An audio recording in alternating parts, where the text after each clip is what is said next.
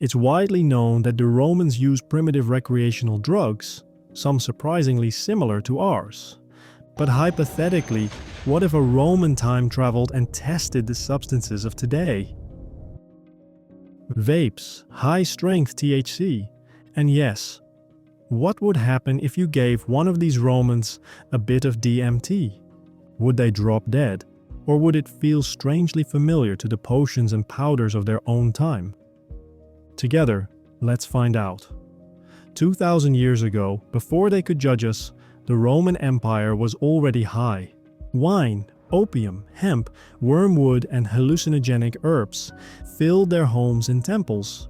From the philosopher Marcus Aurelius to the foot soldier Cassius, nearly everyone used substances that altered the mind, not in secret, but as a part of daily life. Galen, Rome's most famous physician, prescribed opium syrups to emperors. Merchants sold poppy and cannabis openly in the markets of Pompeii. To a Roman, pleasure and pain were two sides of the same coin. Their drugs were sacred, not shameful, gifts of the gods, to be used wisely, not hidden. Now imagine those same Romans stepping into our century, a modern city buzzing with lights and dopamine. They'd see smoke clouds rising not from far-off battles, but from cigarettes, and within minutes they would spot their first liquor store. Wine was once a Roman god, Bacchus. They would realize that he hasn't vanished, he's evolved. Our bars and clubs would feel instantly familiar to them. They'd recognize the rituals, friends toasting, strangers singing, minds dissolving. But the Romans would notice how moderation became excess. They once believed wine was strength when tempered, madness when abused. The first modern drug they would be completely new to and confused by is nicotine, something that was not discovered until 1828 by German scientists, roughly 1,350 years after the fall of the Western Roman Empire. The vape pen would confuse them at first, a metallic thurible of flavored vapor. But once they smelled it, they'd remember incense, burnt herbs, the same habit of ritual inhalation. Cigarettes would feel crude to them, the smoke of peasants, not priests, they would say, likely due to the bad smell they cause. And the tiny nicotine pouch, the Zin, would strike Marcus Aurelius as the purest symbol of our age. Pleasure extracted, condensed, with it to be used while hidden in plain sight, stripped of all ceremony.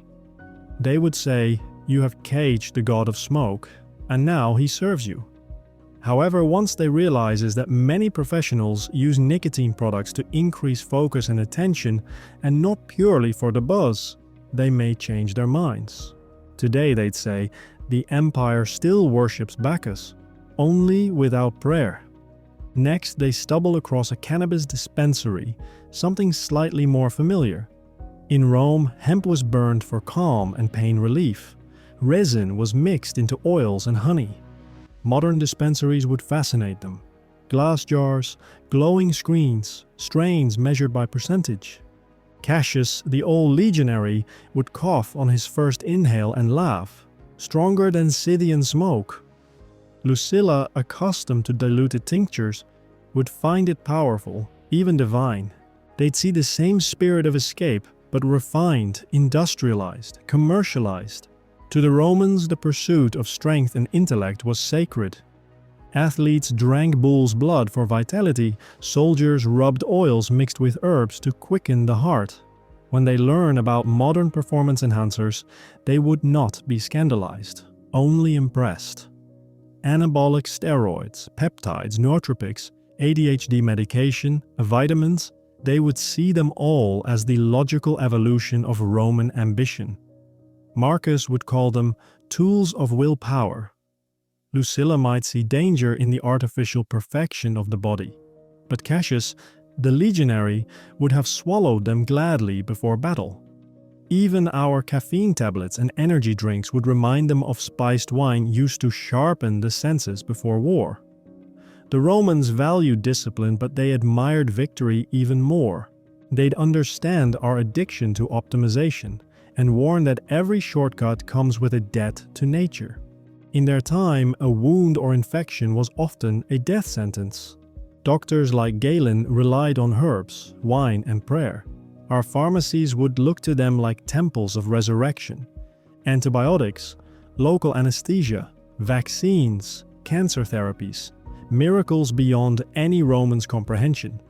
They'd stand in awe as a surgeon numbs pain with an injection, or as a patient survives a disease once fatal. They would see proof that humanity had mastered what they once feared most: pain and plague. But Marcus Aurelius would pause. He'd remind us that suffering also taught virtue, that in conquering pain, we risk forgetting resilience.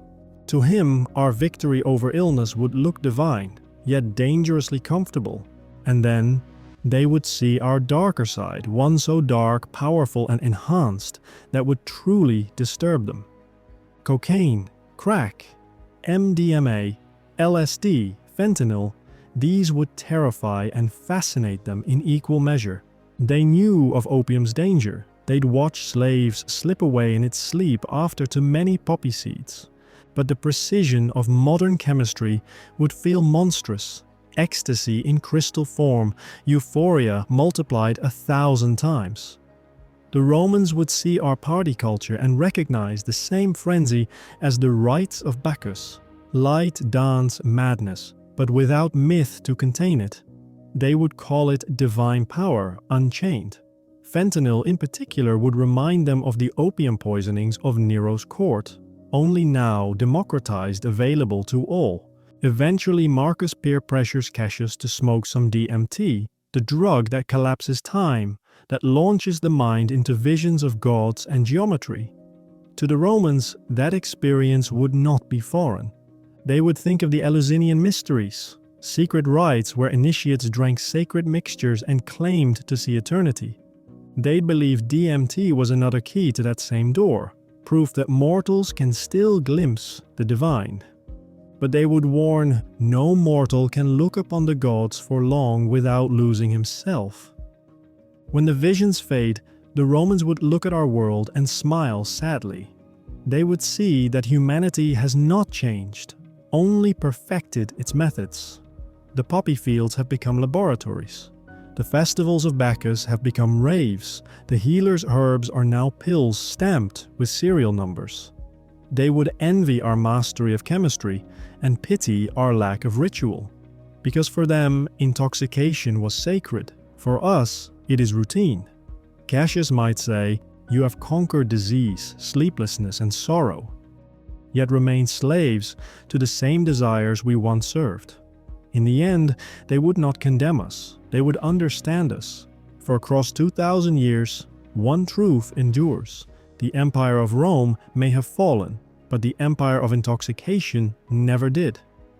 Thank you for watching. If you enjoyed this exploration into ancient vice and modern desire, subscribe for more documentaries every single week. Until next time, may your cup be full but your mind clear, and never stop learning.